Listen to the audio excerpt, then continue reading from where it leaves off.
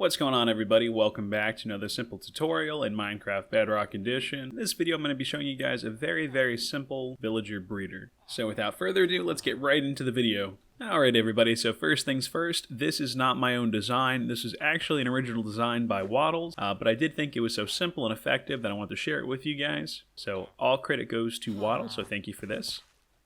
So essentially the way that this works is that it utilizes 4 adult villagers to go and actually breed babies. The babies will then go ahead and wander this way, and these slabs here actually stop adults from walking into it, but babies will be allowed to actually fall down into a water stream below, which they are then collected into this little single stream here. Now this will actually go about 100 blocks away, and that is necessary for the breeding to continue. And then they go and actually get deposited over here with cats, and eventually they grow up. And these villagers are just for your personal use for anything you want to do with them, be it trading or what have you. And this is slightly customizable because although it does use 2 farmers, the other 2 crafting stands are completely up to you. I did a barrel and a lectern to get the corresponding villager, but as long as you go ahead and use 2 farmers with compost bins, you can go and use any other 2 crafting tables. Alright, so to go and begin, just have a center block placed anywhere you like. I prefer doing it in the sky, but if you want to do this under the ground, that's completely fine. Does not really matter. And the first thing you're going to do is actually just go and build off 4 blocks in every direction. Alright, so I'm 4 blocks in every direction. Go ahead and actually just go and complete the square. And this is actually just the maximum amount of farmland that we can actually hydrate with a single block of water. So go ahead and actually come on underneath, place a half slab below our center block. Go ahead and break that. Go ahead and get a bucket of water. Place that down. And make sure you don't accidentally waterlog the half slab, or else you're going to have a bunch of water pouring out this way. Alright, and at this point, go ahead and actually pick a direction to be via the front and the back and the sides. I'm going to do this as the front. So go and actually go to the corner, go up 3 and over 1, and go and place your first crafting table. I'm going to do the same thing on the opposite side, and then over here we're actually going to do the barrel as well as the lectern. And go ahead and actually place a single piece of glass above every crafting table. And this is actually to prevent the villagers from jumping atop and trampling the crops. And while we're at it, go ahead and actually place down a trap door to be waterlogged inside of the water source, so that villagers don't accidentally jump in there and then jump out and trample crops as well. Go and take a solid block and actually build out 2 blocks on the front and 2 blocks on the back. It should look something like this right now. Go ahead and actually start building a little bit of a border around the entire build. And you will want to make this at least 2 blocks high so that they cannot actually jump out. Go ahead and actually grab some beds, and I'm going to be placing down 8 beds total.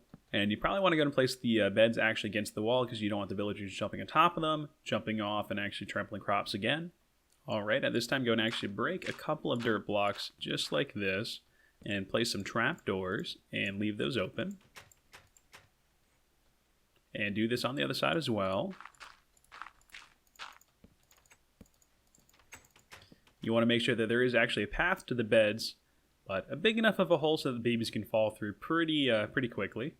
Go and actually get your favorite slabs out, build up a little bit, and we're going to go and actually place this 1 1/2 blocks high.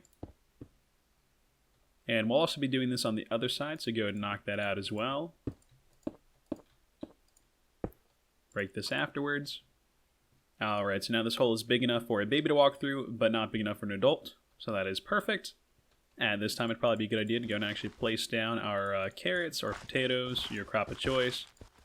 The carrots are probably going to be the easiest thing to go and do. So simply go ahead and actually hoe your soil to make it into farmland, and then go ahead and place down your carrots or your crop of choice. Feel free to actually go ahead and bone meal your crops to go and kickstart the baby making process if you like. You don't have to but this will definitely go and make it work faster in the short term. Alright, now this time go and actually come on beneath the entire build.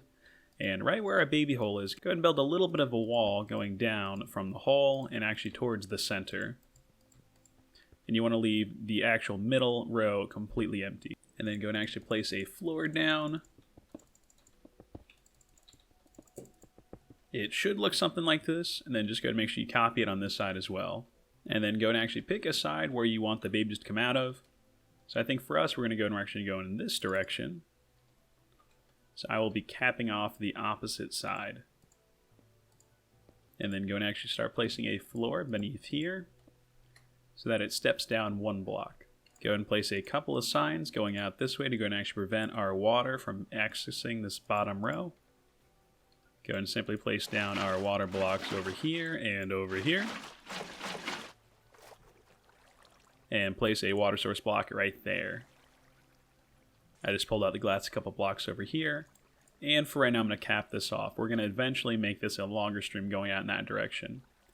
But right now, let's actually go and get our villagers in here, because this is fully functional, aside from taking the babies away far enough for more babies to continue. Alright, so go ahead and actually get your villagers any way you know how. For me, I'm going to be actually spawning them in. But for you, if you're in survival, if it means using a minecart, if it means using a boat, do whatever you want. If you can only get 2, go ahead and actually get 2. Close your actual trapdoors so that the babies do not run away. And that'll allow actually for you to go ahead and get 2 additional villagers to go and be able to breed some more. Mr. 5 here actually is going to have to die, unfortunately. Alright, so as these guys actually go and collect the carrots, we should start seeing some breeding happening very, very soon. Alright, here we go. We should have a... Nope, almost. Thought they were gonna, and then they stopped. Wait, here it comes. Let's see the offspring. Alright, there it is. So now we simply have to go and wait for him to actually wander off normally underneath these slabs here, fall down into our water stream. And look at that, there he goes. His dad actually knocked him off. That is nice. And I'm actually going to get out of here before I trample any more crops. Alright, and as you can see, our baby is ready to actually go to the collection area. Alright, now for this, like I said, we will need to go around 100 blocks away. I believe it's between 80 and 100. I don't think there's actually an exact number quite yet, but 100 is actually a safe bet. Now, if you actually did build this in the sky, you could just drop them 100 blocks down from the middle and had them stored in below. But for me, I'm actually going to run them horizontally this direction. And you could either stair step the actual entire way, or you can do a straight line like I did. The actual stair stepping would probably be the better idea, but it's kind of annoying to build and it might run into the ground. You have to do a lot of digging. So although my horizontal method is not as efficient, it's still workable. So that's actually what I'm going to be doing. I'll show you guys how to go and actually exactly make it. Alright, so I went out and actually built out a little bit of a pathway over 100 blocks long. And it eventually leads up into a little bit of a holding chamber over here. And I'm actually going to want to actually build 3 high walls going the entire length, and you'll see why in a second. So I'm going to go and quickly knock that down, and I'll come back to you guys. Alright, so I want to actually build the 3 high walls along the entire pathway of the water stream. I'm going to quickly just place 1 sign down here just at the very end so that the water does not spill and drown any of our villagers. And I'm actually going to be showing you guys a pretty simple pattern to go and actually continue the pathway in a straight horizontal line. So first things first, go ahead and break off that little break right there. Alright, so come on in here, place a sign here, and place a water bucket here. And the goal is so that when they go and actually get pushed in here, they'll either be jumping on top of the water, get caught in this stream here, and get pushed along until it happens again down this direction. Now, the majority of the time when the actual baby villagers are going ahead and riding the stream, they're actually going to be sitting at the top, jumping up and down. So it's actually in your best interest to go ahead and do another one of these little junctions sooner rather than later, because towards the end, the amount they're going to be jumping is going to be less, meaning they are less likely to go directly into the actual next stream. So I like to do it maybe 2 or 3 blocks after the sign. I'll go and do another one maybe here. So that way they don't actually have that far of a distance to jump, meaning they're more likely to get caught to the next stream. I think right there we did exactly 3 blocks. Let's go ahead and let's try that again. Look, let's keep doing the 3 blocks every time. Alright, so we actually went ahead and finished up our little water stream right here. And like I said before, every once in a while they may get stuck, but pretty soon they'll go and they'll actually unstuck themselves. I believe our other little guy is actually well on his way for going into getting to the little depository area. And for the most part, it's pretty good. It's pretty good at making them go down pretty quickly. And as these little babies go and actually get directed into here, they're going to cross the 100 block mark, and we should start seeing some more babies being born on this side. And would you look at that, I actually have both children inside the collection chamber.